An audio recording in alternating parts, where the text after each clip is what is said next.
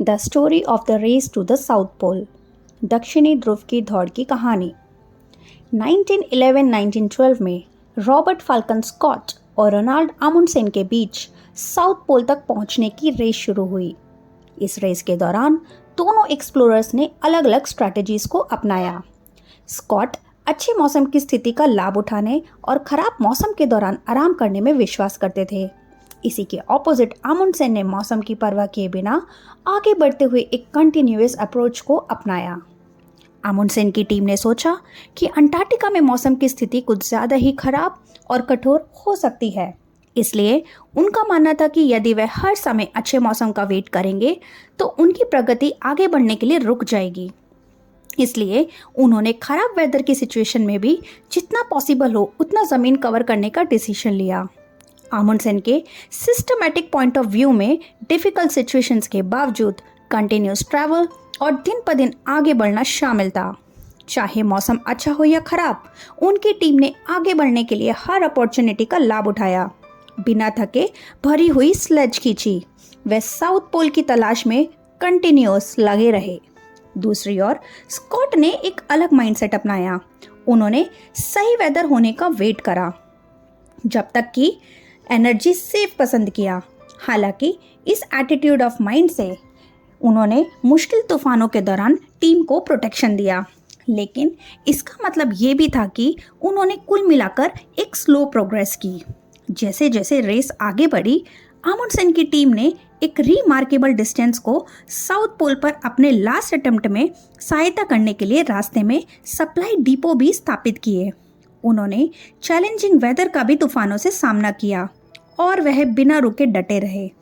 दूसरी ओर स्कॉट की टीम ने सही वेदर के दौरान अच्छी प्रोग्रेस की, लेकिन सही मौसम के इंतजार में देरी के कारण उनको नुकसान भी हुआ।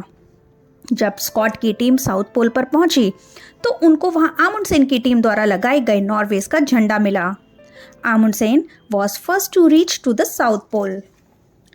The opposite outcome of the race is success. Amundsen के सिस्टमैटिक अप्रोच के इम्पोर्टेंस पर हम यहाँ रोशनी डालते हैं। एक खराब वेदर की परवाह किए बिना इम्पोर्टेंट डिस्टेंस को तय करके आमुंडसेन की टीम ने जीत को हासिल करने में सक्सेस रही। आमुंडसेन और स्कॉट के बीच साउथ पोल की रेस के ऑपोजिट आउटकम की सक्सेस के लिए सिस्टमैटिक अप्रोच की इम्पोर्टेंस पर हम रोशनी डालते हुए कहते हैं कि आमुंडसेन ने कांस्टेंट सर्च से और खराब क्लाइमेट की परवाह किए बिना वह आगे बढ़ते रहे और उनकी जीत हुई। उसी तरह इन्वेस्टर्स को लगातार एक सिस्टमैटिक इन्वेस्टमेंट प्लानिंग के जरिए उनकी इस माइंडसेट से हम ये बहुत कुछ सीख सकते हैं। जिस तरह आमुंडसेन की टीम ने सही वेदर की कंडीशन का इंतजार नहीं किया, उसी तरह इन्वेस्टर्स को शॉर्ट टर्म फ्लक्चुएशंस के बेस पर मार्केट टाइमिंग के लालच से बचना चाहिए। इंस्टेड ऑफ मार्केट सिचुएशंस की परवाह किए बिना एक सिस्टमैटिक इन्वेस्टमेंट प्लानिंग में कंटिन्यूअस इन्वेस्ट करके investors long term financial goals को अचीव करने की पॉसिबिलिटीज़ को बढ़ा सकते हैं। एक सिस्टमैटिक इन्वेस्टमेंट प्लानिंग इन्वेस्टर्स को डॉलर कॉस्ट एवरेज प्रिंसिपल्स का फ़ायदा उठाकर मार्केट के अनप्रिडिक्टेबल नेचर से निपटने में मदद करती है। रेगुलर इंटरवल्स पर एक फिक्स्ड अमाउंट को इन्वेस्ट करके इन्वेस्टर्स प्राइस कम होने पर ज़्यादा यूनिट्स खरीदते हैं और प्राइस ज़्यादा बढ़ने पर कम यूनिट्स को बाय करते हैं। ये डिसिप्लिन्ड अप्रोच मार्केट की स्टेबिलिटी के इम्पैक्ट को कम करता है और शॉर्ट टर्म मार्केट ट्रेंड्स के बेस पर पुअर इन्वेस्टमेंट डिसीजंस लेने के रिस्क फैक्टर्स को भी कम करता है। जिस तरह आमुंडसेन के रिलेंटलेस व्यू पॉइंट से उन्हें डिस्टेंस कवर करने का इंस्पिरेशन मिलता है, एक एसआईपी इन्वेस्टर्स अपने इन्वेस्टमेंट को सही टाइम से लगातार पैसे बनाने का फेवर देता है। यह मार्केट के उतार चढ़ाव के डर से आपको फ्री करता है।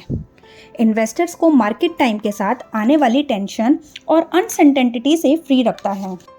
लाइफ अनब्लॉक देखने के लिए धन्यवाद। एक चैनल जहां हमारा aim entrepreneurship, self improvement, financial education के थ्रू फाइनेंशियल फ्रीडम की दिशा में आपको मार्गदर्शन करना है। हम एक समय में एक वीडियो से आपको इंस्पायर करने की आशा करते हैं।